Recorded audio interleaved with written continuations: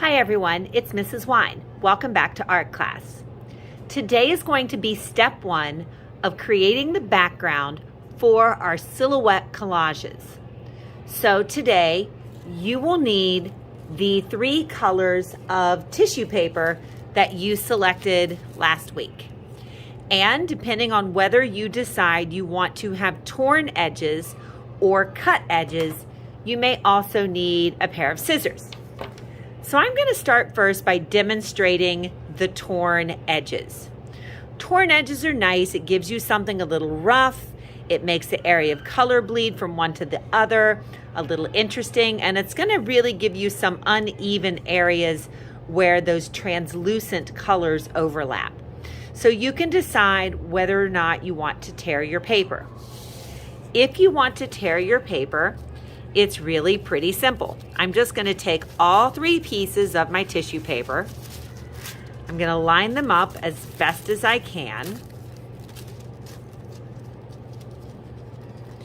And the trick to tearing is to go fairly slow so that my pieces are mostly even. I want to make sure I'm tearing across the short way of the paper, not the long way.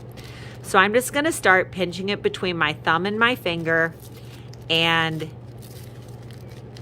I'm tearing all 3 pieces at once. Now it's okay if it's a little uneven, but the whole reason I'm going to go slowly is I want to make sure that as I tear, those edges don't get too uneven. So you can see it goes a little fatter, a little skinnier, but not too terribly awful.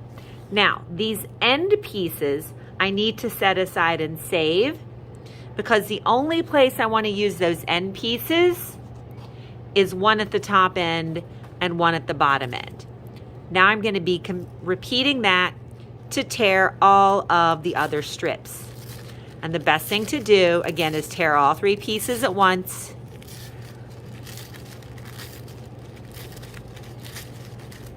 If I start to get a little bit fat, then that's where I can slow down that tear and control it.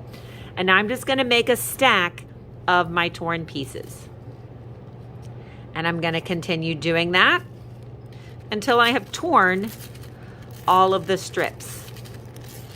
Sometimes people ask me about how big they should be. Maybe an inch wide, give or take a little bit.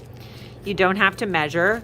It's not going to be exact because, again, you're tearing it. But you don't want the pieces to get too skinny or too fat. And I'm just going to keep repeating that if I'm choosing the torn paper. So now I'm going to set that aside and show you the other option. The other option is to use scissors to cut.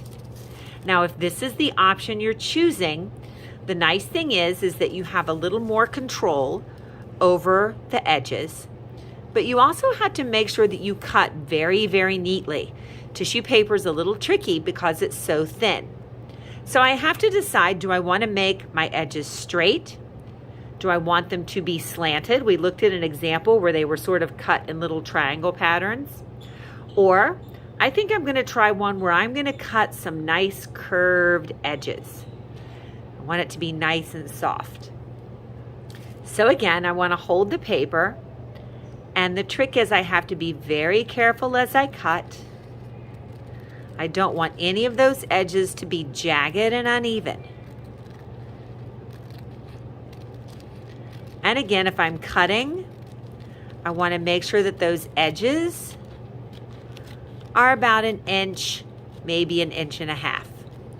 And the same thing, because I'm choosing curved lines, I'm just going to save this straight edge for my top and my bottom. I'm going to set that aside. And now I'm just going to continue cutting those curved lines. My curves don't have to match up exactly.